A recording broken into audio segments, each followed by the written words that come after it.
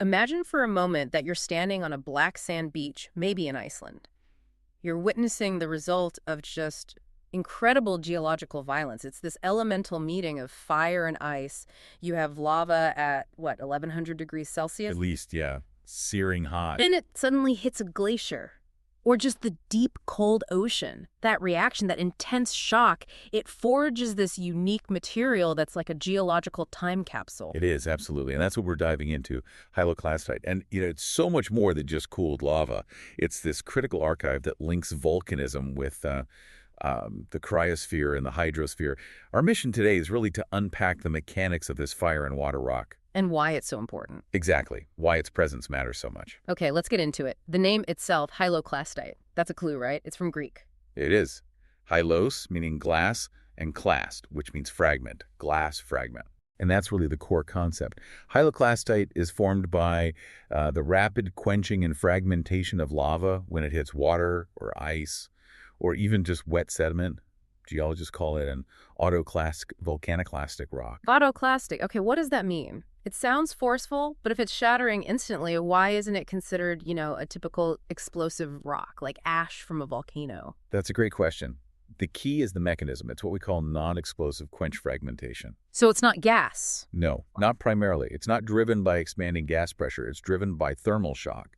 The glass cools and shrinks so fast that it shatters itself. The evidence we see in the field is amazing. We look for these jigsaw-fit textures. Jigsaw-fit. Yeah, you can actually see where the fragments would interlock, like pieces of a broken vase.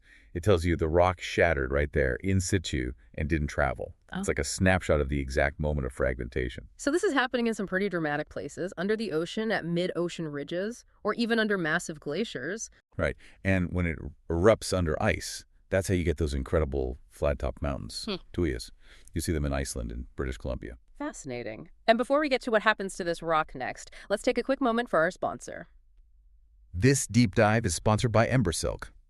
If you need help with AI training, automation, integration, or software development, or you're uncovering where AI agents could make the most impact for your business or personal life, check out embersilk.com for all your AI needs.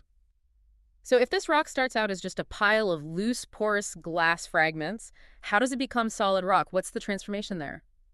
This is where it gets really interesting. The process is called palagonitization. Palagonitization. Basically, that volcanic glass is unstable in water. It reacts and alters very quickly into a material called palagonite. It's a kind of a clay-rich hydrous material.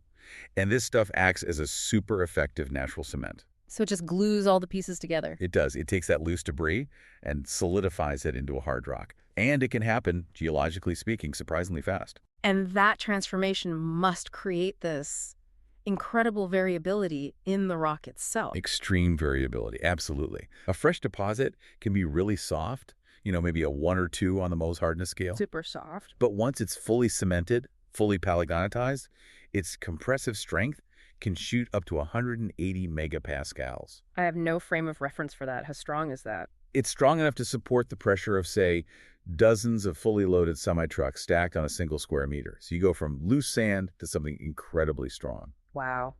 So what does this mean for applied science? How does knowing this help us? Well, its biggest significance is as a geological recorder. It's a fantastic proxy for paleoenvironmental conditions. A record of the past environment. Exactly. In Iceland, for instance, you find these thick, alternating layers of hyaloclastite and regular lava flows. The hyaloclastite formed under ice. During a glacial period. Right. And the lava flows formed when the ice was gone, during an interglacial period.